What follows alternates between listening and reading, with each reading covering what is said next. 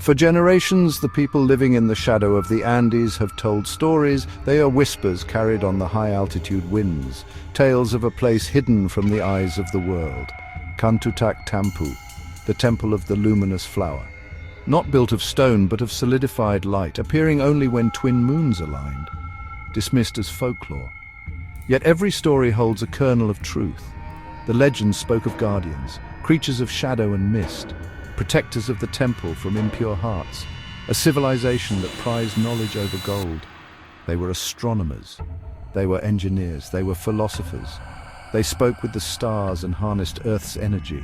The Spanish conquistadors searched for cities of gold, for El Dorado. They never found it. Perhaps they were looking for the wrong kind of treasure.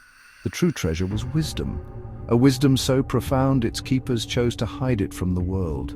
Local guides would often point towards a forbidding mountain range they called the Serpent's Spine.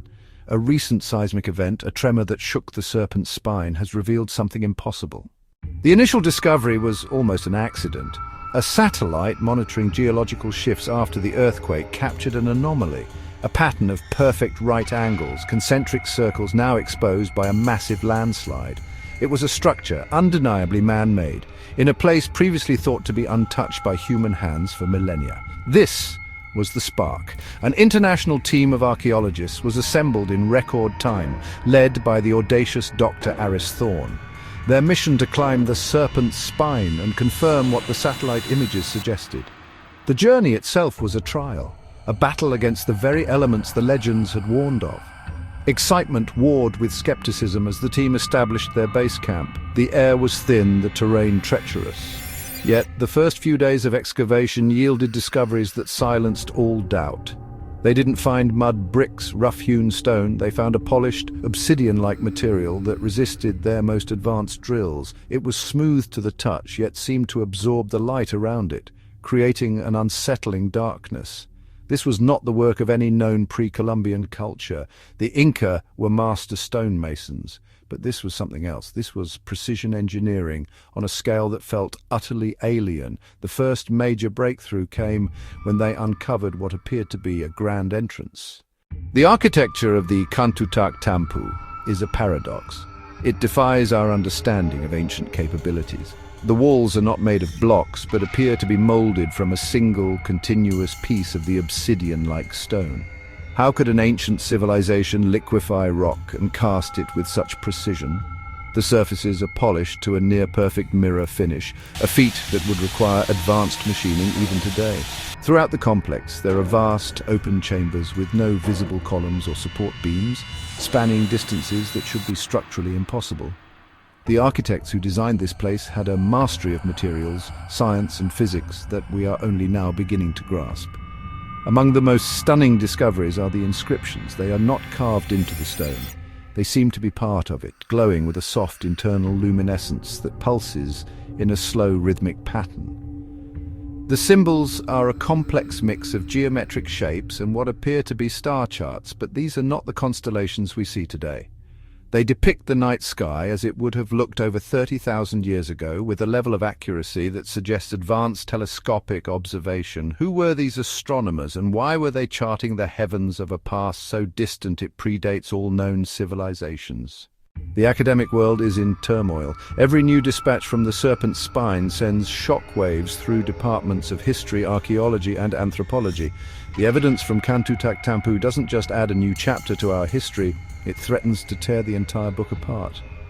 Experts are struggling to place this civilization into any known context. They are not related to the Inca, the Maya, or any other known American culture. Their language, their technology, their entire worldview as expressed in their architecture seems to have appeared out of nowhere, fully formed and then vanished without a trace. The central debate rages around a simple, impossible question: how? How did they know what they knew?